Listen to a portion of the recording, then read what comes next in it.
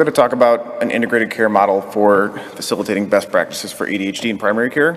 I'm Andrew Cook. I'm a psychologist, and my colleague Taryn Bruni's here with me today as well. She's also a psychologist that works within the Michigan medicine system within primary care, and we are both clinicians who would probably prefer to be doing more research. This is one of the endeavors that we've both been a part of, and Taryn's been more involved with the process of bringing this up to scale on a state level, but in the interest of time, I'll be presenting this.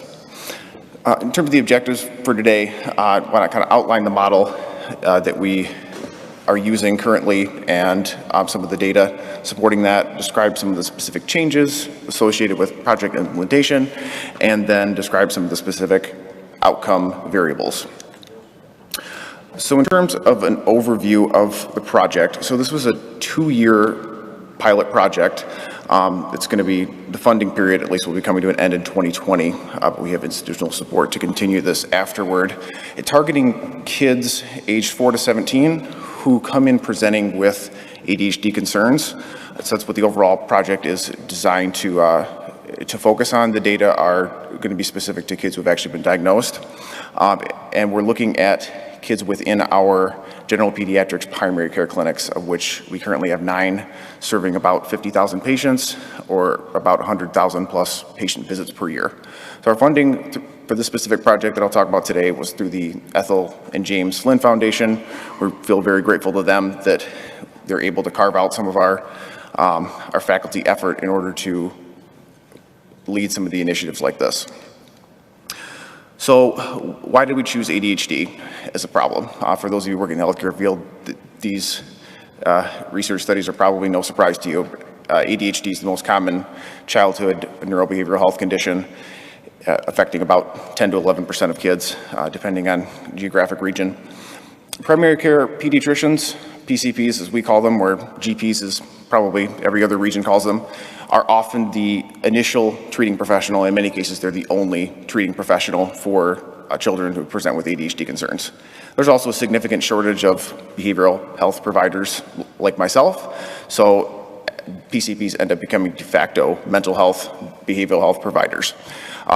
There's also a significant healthcare expenditure associated with ADHD. It's actually, in 2013 in the US, it accounted for $2.6 billion, which was second only to newborn healthcare. So a very substantial burden that it places on us.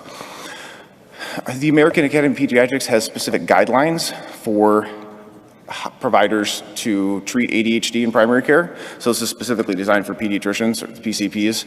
So it's really looking at kind of the ideal assessment, treatment, and symptom monitoring guidelines. So in terms of the assessment, they want to see objective measures across settings. For kids, that's typically home and school. They want to see that the DSM-5 criteria are reviewed, so all the specific symptom criteria, that they've had the condition long enough, they had it throughout the developmental period. There's some evaluation when they're making a diagnosis of ADHD of common coexisting conditions like learning disabilities, anxiety, cognitive impairment, those sort of things.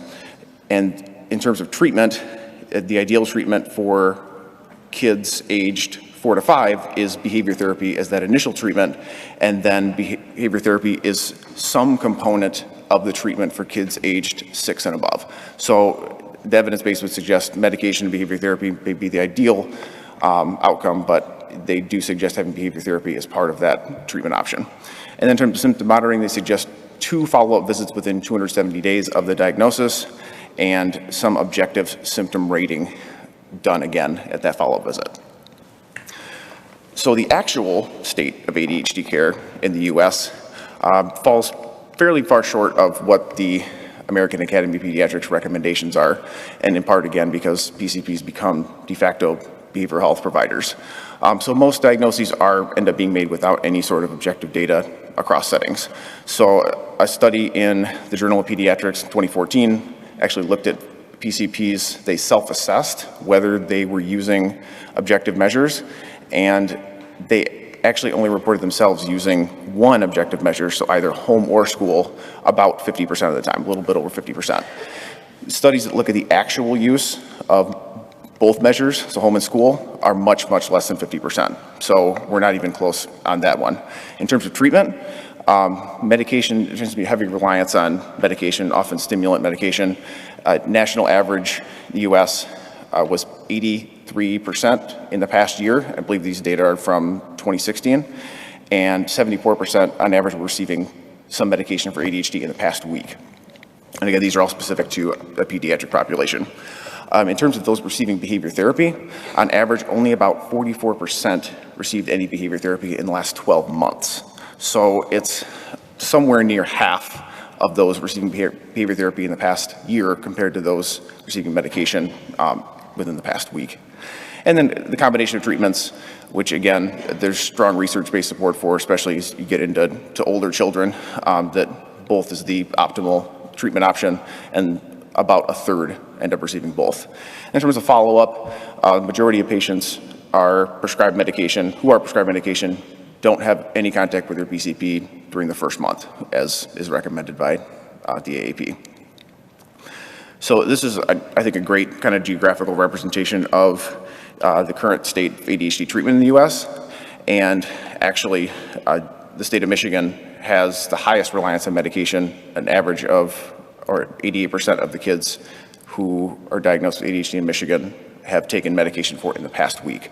So this is especially a problem in Michigan, in part because there's a substantial shortage of behavioral health providers, especially in the more rural areas where there's quite a bit of distance they may have to travel to get to their clinic.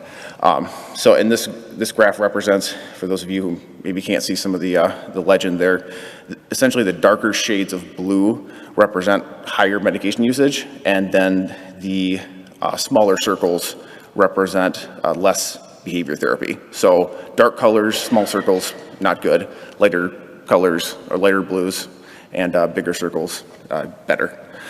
As you can see, even medication, even the lightest blue is, they start with less than 70%. So we know there's a pretty substantial reliance on medication.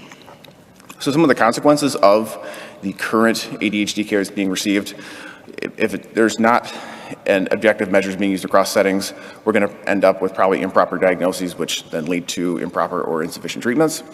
There's poor long-term health outcomes for patients. We're not identifying and then failing to treat coexisting concerns, like those learning disabilities, anxiety, depression, some of the comorbid behavioral health concerns. And then there's an economic burden, as I described a little bit before. There's a need for continued care for these patients, some of whom are not receiving the proper care. Lots of medication changes are common. So there can be some significant consequences. So I'm going to describe the quality improvement initiative that is what we initially implemented at Michigan Medicine, and we're now in the process of bringing to scale at the state level. And my colleague, Dr. Bruni, is also working on a similar project for depression that we're also bringing to scale on the state level. So this is a picture of our health system in Ann Arbor. All of the primary care clinics that I'll discuss data for are within about 30 miles, about 50 kilometers of Ann Arbor, of the home health institution. So the overarching goals of this initiative were to evaluate the current status of Michigan Medicine. How are we doing compared to state and national standards? To improve the overall quality of care in terms of assessment, treatment, and symptom monitoring or symptom follow-up, to enhance patient access, specifically to behavior therapy. We suspect that will be the area that's specifically needed, looking at, again, national and state data, that we won't have to worry too much about medication. That will be there. And then to make sure that we are assessing and at least not lowering satisfaction for both patients and providers by changing some of the overall processes.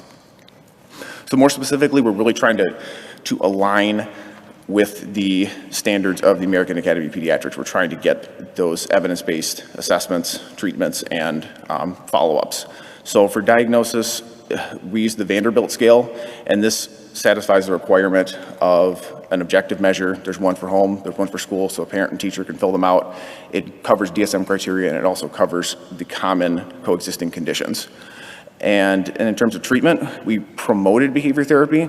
So we our goal is that every child receives behavior therapy, but we set the bar pretty low that when I show you the data on behavior therapy, it's looking at whether the child actually received it, that we knew they received it either because they were receiving it in the clinic from a behavioral health provider, myself or one of my other psychology colleagues, that there was some documentation that they'd been seeing an outside provider, or even that the pediatrician just recommended or referred to a provider. That was counted as behavior therapy. We're looking for a reduced reliance on medication and symptom monitoring, again, setting the bar pretty low. One visit within 90 days of that diagnosis, and that there's some objective measure used at each visit. Doesn't have to be across settings. So the first thing that we looked at is kind of a baseline assessment was within all of our 9 pediatric primary care clinics, 5 of which currently have integrated behavioral health services, have providers co-located within those settings. So again, we serve about 50,000 patients, and in terms of what the initiative will end up impacting, it's about 6,000 kids who currently have an ADHD diagnosis. The data collection that I'll show you in just a moment looks specifically at new diagnoses made beginning in September of 2017 to present, and data were all collected by manual review of the electronic medical record. Luckily, we have a great group of interns and willing to semi-willing participants to go into the medical record and extract data. But that's a huge part of this, is being able to look at the electronic medical record and see what's actually being documented. Brief demographic data, most age of diagnosis was about 10 years old. Most of the kids were males, were white, and had private insurance.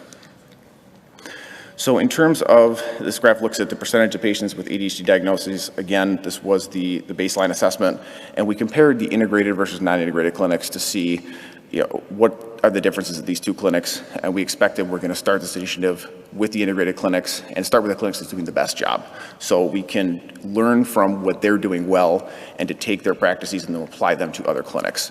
So you can see the different variables that we're looking at here. So objective measures, parent and teacher measures, medication, behavior therapy, whether behavior therapy was received before meds, and then follow-up. So as you can see, the objective measures and medication use is about the same for the integrated versus non-integrated clinics.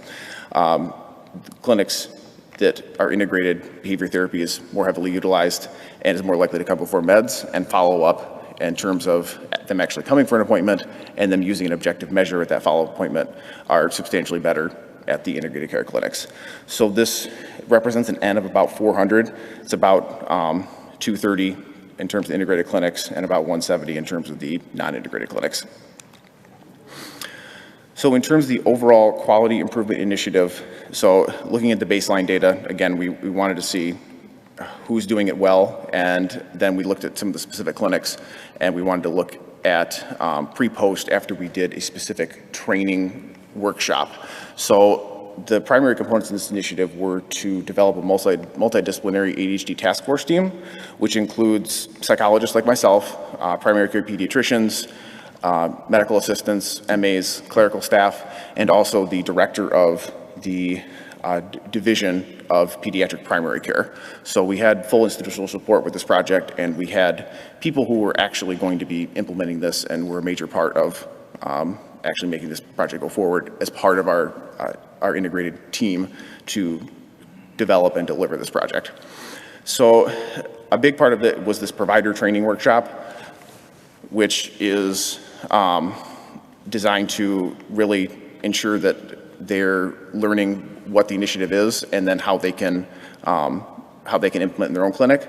So we developed a specific process of care workshop or workflow, which was designed essentially to help them make sure that they're getting these objective forms in, and is leveraging heavily behavioral health providers like myself, medical assistants, the clerical staff. Essentially, we're giving specific scripts when somebody calls in for an ADHD evaluation or with ADHD concerns, that they immediately are given forms, or they can come pick up forms. Forms are faxed or emailed to teachers. Really a very specific process. We developed some electronic medical record tools to improve and expedite documentation, educational resources to give to providers and caregivers, and program evaluate to get feedback and modify the processes. So this is just an example of what we developed in terms of the workflow, co-developed with each clinic.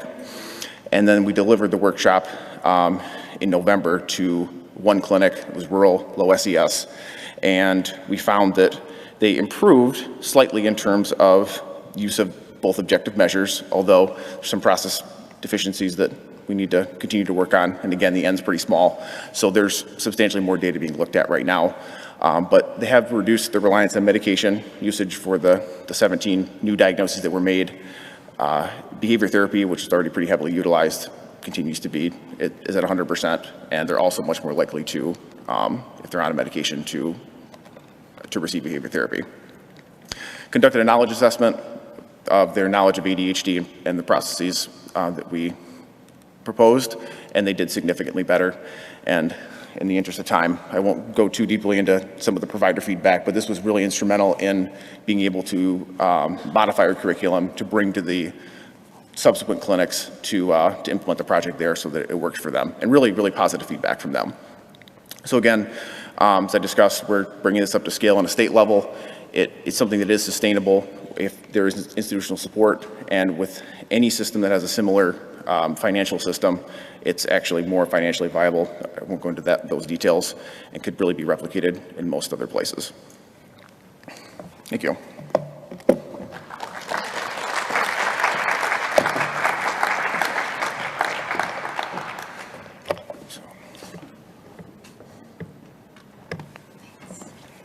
Thank you, Andrew.